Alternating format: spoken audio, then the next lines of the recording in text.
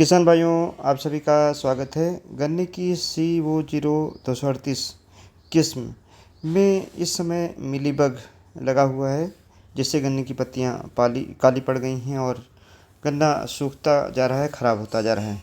और इसके अलावा इसमें red rot, top borer, grassy shoot, early shoot borer यानी बहुत सारी बीमारियां और कीट इस वैरायटी को प्रभावित कर रहे हैं और इसकी उपज को धीरे धीरे कम कर रहे हैं।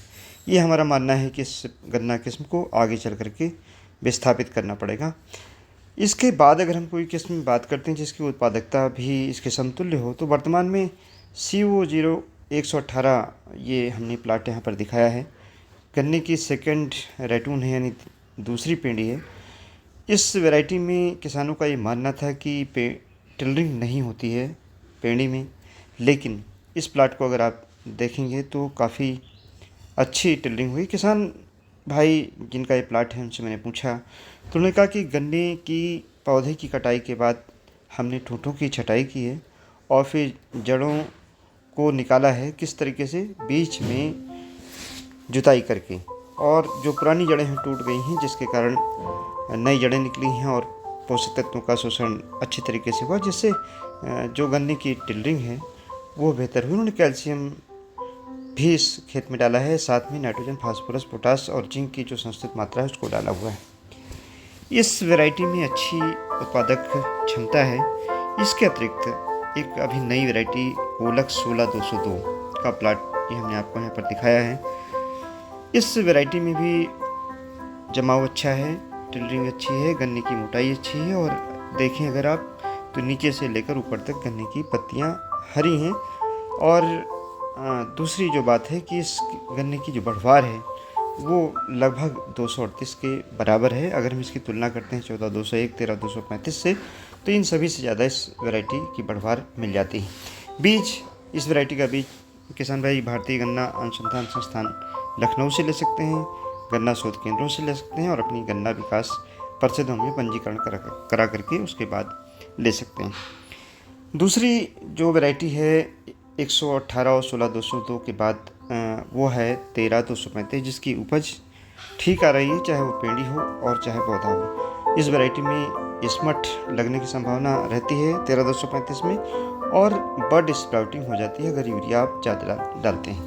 लेकिन अगर हम इसको कंपेयर करते हैं 14201 से, तो 14201 ऐसी वैरायटी है जिसकी हम ये देखें उपज क्षमता तो ठीक है, लेकिन लंबाई बिल्कुल नहीं बढ़ती। जैसे अगर देर से इस गन्ने को 14201 को लगाया जाता है तो उत्पादन नहीं मिल पाता है। इसलिए किसान भाइयों से मेरी सलाह है कि इसके स्थान पर आप 13235 लगा सकते हैं, जिसकी मध्यम मोटाई है, टिलरिंग अच्छी है, जर्मिनेशन ठीक है और रैटून भी बेहतर होती है। इसके अतिरिक्त जो वैरायटियाँ हैं जैसे 17231 जो लास्ट ईयर रिलीज हुई है उत्तर प्रदेश गन्ना शोध परिषद शाहजहाँपुर से, फिर 18231 रिलीज हुई।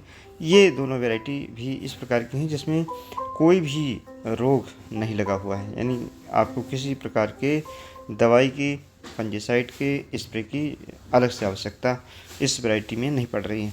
हाँ, कुछ वैरायटियाँ जैसे किसान भाई ला रहे हैं PB95 है, CO11015 है।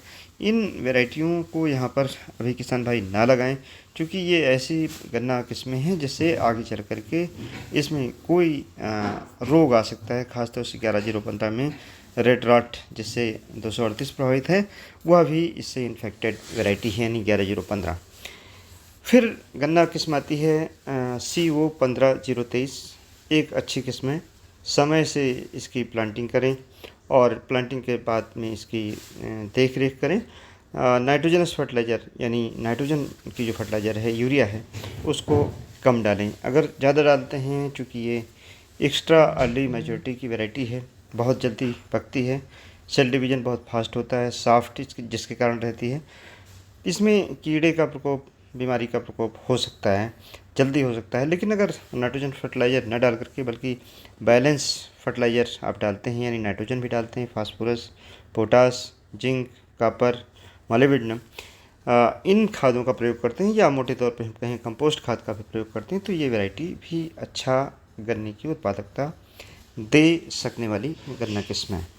किसान भाइयों, इन प्रजातियों का बीज गन्ना अनुसंधान परिषद से यानी गन्ना शोध परिषद शाहजहाँपुर से आप प्राप्त कर सकते हैं, गन्ना विकास परिषदों से प्राप्त कर सकते हैं। और मेरा ये मानना है कि इनका जब बीज चूँकि अभी हाल में वैरायटी रिलीज हुई कम मिलेगा तो अच्छी तरीके से बोएं। धन्यवाद। जय हिंद, जय भारत।